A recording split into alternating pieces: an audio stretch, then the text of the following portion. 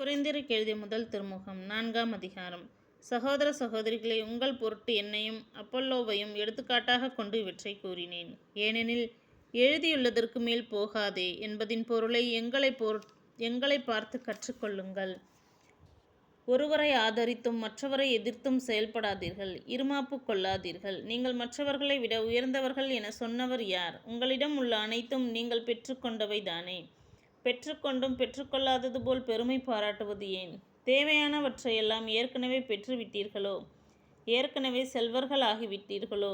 எங்களை விட்டுவிட்டு நீங்கள் மட்டும் ஆட்சி செலுத்துகிறீர்களோ? நீங்கள் ஆட்சி செலுத்த முடியும் என்றால் நல்லதுதான். அப்படியானால் நாங்களும் உங்களோடு சேர்ந்து ஆட்சி செலுத்தலாமே. கடவுளின் திருத்தூதராகிய எங்களை அவர் எல்லோருக்கும் கடையராக்கினார். நாங்கள் மரண தண்டனை பெற்றவர்கள் போல் ஆனோம். மனிதருக்கும் வானதூதருக்கும் உலகுக்கும் காட்சி பொருளானோம் என கருதுகிறேன். நாங்கள் கிறிஸ்துவின் பொருட்டு மடையர்கள், நீங்களோ கிறிஸ்துவோடு இணைந்த அறிவாளிகள். நாங்கள் வலுவற்றவர்கள், நீங்களோ வலிமை மிக்கவர்கள். நீங்கள் மாண்புள்ளவர்கள், நாங்களோ மதிப்பற்றவர்கள். இந்நேரம் வரை பட்டினியோடும் தாகத்தோடும் ஆடையின்றியும் இருக்கின்றோம். அடிக்கப்படுகிறோம், நாடோடிகளாய் இருக்கிறோம். எங்கள் கைகளால் பாடுபட்டு உழைக்கிறோம். பழிக்கப்படும் போது ஆசி கூறுகிறோம். துன்புறுத்தப்படும் போது பொறுத்து கொள்கிறோம். அவமதிக்கப்படும் போதும் கனிவாக பேசுகிறோம். நாங்கள் உலகத்தின் குப்பை போலானோம். இதுவரை அனைத்திலும் கழிவுப் பொருட்கள் என கருதப்பட்டு வருகிறோம். உங்களை வெட்கமடைய செய்ய நான் இவற்றை எழுதவில்லை.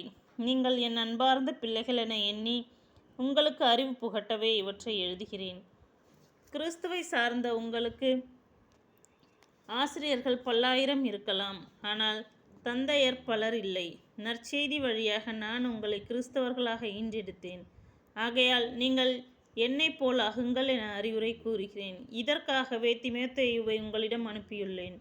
அவர் என் அன்பார்ந்த பிள்ளை, ஆண்டவருடன் இணைந்து வாழும் அவர் நம்பிக்கைக்குரியவர். நான் கிறிஸ்து இயேசுவோடு இணைந்து வாழும் நிலையில் கடைபிடிக்கும் நெறிமுறைகளை அவர் உங்களுக்கு நினைவூட்டுவார். அவற்றையே நான் எங்கும் எல்லா திருச்சபையிலும் கற்பித்து வருகிறேன். நான் உங்களிடம் வரப்போவதில்லை என உங்களுள் சிலர் எண்ணி இருமாப்பு கொண்டிருக்கின்றனர். ஆனால் ஆண்டவர் திருவுளம் கொண்டால் நான் உங்களிடம் விரைவிலேயே வருவேன். இருமாப்பு கொண்டுள்ள அவர்கள் என்ன பேசுகிறார்கள் என்பதை அல்ல, அவர்களால் என்ன செய்ய முடியும் என்பதை தெரிந்து கொள்ளத்தான் போகிறேன். இறையாட்சி பேச்சில் அல்ல, செயல்பாட்டில்தான் இருக்கிறது.